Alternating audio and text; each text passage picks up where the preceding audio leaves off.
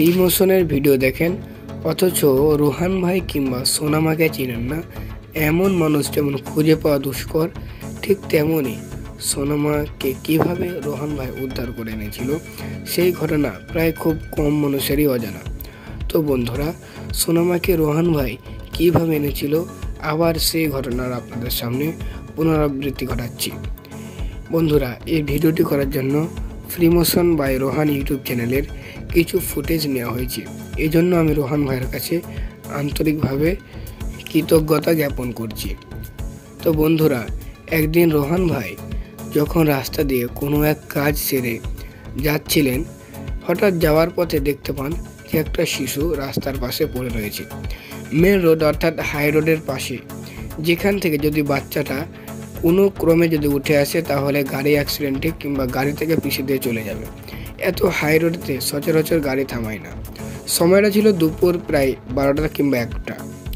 এই সময় তিনি দেখেন যে একটা ছোট্ট শিশু পড়ে আছে। তিনি সেইভাবে পাশের এক কাকার কাছে যান। তিনার মাথার প্রবলেম, তারপর তিনি ওইখান থেকে চলে গেলেন এবং গিয়ে বাচ্চাটাকে ভাবলেন যে আমি নিয়ে চলে যাই এবং নিজের হেফাজতে রেখে দেবো, যদি কারো দরকার হয় প্রয়োজন মনে করে আনতে যাবে। কিন্তু ব্যাস, এইখানে হয়ে গেল একটি বিপত্তি।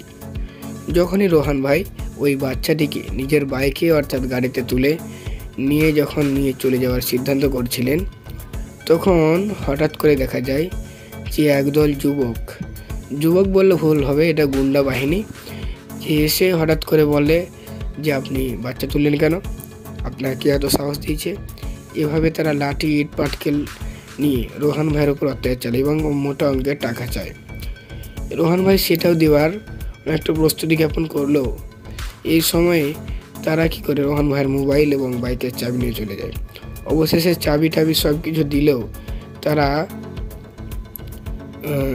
এই সমস্ত সব কিছু দিয়ে দিল, চাবি দিল, কিন্তু মোবাইল তারা দেয়নি।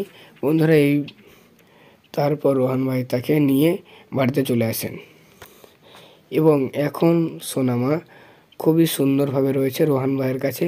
যাই হোক, আমার রোহান ভাইয়ের ভিডিও দেখতে অর্থাৎ সোনামার ভিডিও দেখতে খুবই পছন্দ করি।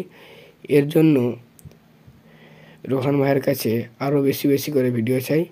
আপনারা যদি আমার মতো সোনামার ভক্ত হতেন অবশ্যই চ্যানেলটি সাবস্ক্রাইব করবেন, এবং যদি বিভিন্ন ইতিহাস, ঐতিহ্য এবং এরকম ভাইরাল কিছু টপিক নিয়ে ভিডিও চান তাহলে কমেন্ট করতে পারেন। আর যদি আপনিও আমার মতো সোনামার ভক্ত হয়ে থাকেন তাহলে কমেন্ট করে জানাতে পারেন। বন্ধুরা, ভিডিওর মাঝে যে কথার মধ্যে যে গ্যাপ হচ্ছে কিংবা বিভিন্ন ত্রুটি হচ্ছে, আমার স্ক্রিপ্টও লেখা হয়নি, আর খুব একটা পাবলিক স্পিকারও নই, আর খুব একটা কথাও বলি না। এই কারণে এই ভুলটা নিশ্চয়ই আপনারা ক্ষমার দৃষ্টিতে দেখবেন।